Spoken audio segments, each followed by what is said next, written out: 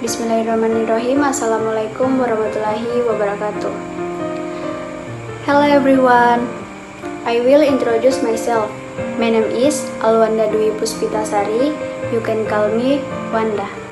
Okay, here I will explain about why English the first, second, and foreign language. First question, why English as a first language? What we know is the English is an international language that is used as a communication tool in various countries in the world. Countries that place English as their mother tongue or first language are those who master international trade, communication, law, and economics, such as England, Amerika, and Australia. Dari negara-negara lain seperti Indonesia, meskipun bahasa pertamanya bukan bahasa Inggris, tetapi mereka menempatkan bahasa Inggris dalam kurikulum pendidikan. Okay, next question. Why English as a second language? Seringkali saya menemukan mengenai konsep bahasa Inggris sebagai bahasa kedua atau English a second language. Banyak sekali yang lalu membawa argumen bahwa Inggris selalu sebagai bahasa ketiga, keempat, dan seterusnya berdasarkan urutan mereka mempelajari bahasa tersebut. Berdasarkan statusnya, yang bahasa yang kita pelajari biasanya dibagi menjadi 3 kategori, yaitu bahasa pertama atau bahasa ibu, first language atau mother tongue. Yang kedua, second language atau bahasa selain ibu yang kita pelajari di sekolah dan digunakan sebagai bahasa resmi kedua dan pemerintah, pendidikan, dan administrasi. Yang terakhir, bahasa asing, foreign language. Bahasa Inggris yang kita pelajari sama seperti bahasa ibu, tetapi tidak menduduki posisi sepenting bahasa kedua dan kehidupan bernegara. Anda bisa melihat dari gambar ini, saya menemukan bagan yang bisa disebut sebagai culture circle of influence. Di sini kita bisa melihat bagaimana kultur mengkategorikan negara-negara di dunia menjadi 3 circle berdasarkan hubungan mereka dengan bahasa Inggris. Lingkaran terdalam yang disebut inner circle adalah negara-negara yang memiliki bahasa Inggris sebagai bahasa ibu. Lingkaran kedua, outer circle adalah negara-negara yang memiliki bahasa Inggris sebagai bahasa kedua.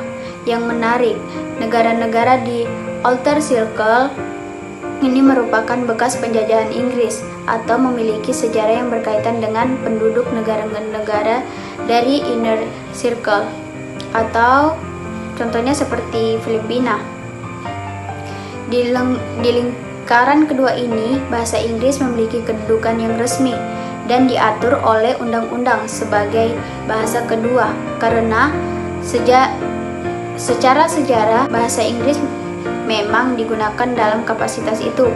Yang menarik lagi, posisi sebuah negara dalam outer circle yang tidak selalu menjamin bahwa kemampuan berbahasa Inggris mereka lebih baik daripada negara-negara di expanding circle atau lingkaran terluar. Contohnya Swedia ada di dalam expanding circle. Akan tetapi negara Skandinavia ini secara umum dianggap sebagai negara yang berbahasa Inggris terbaik setelah negara-negara di inner circle. Bagaimana dengan negara Indonesia sendiri? Indonesia tidak pernah memiliki hubungan penduduk historis yang cukup kuat dengan negara-negara dari inner circle.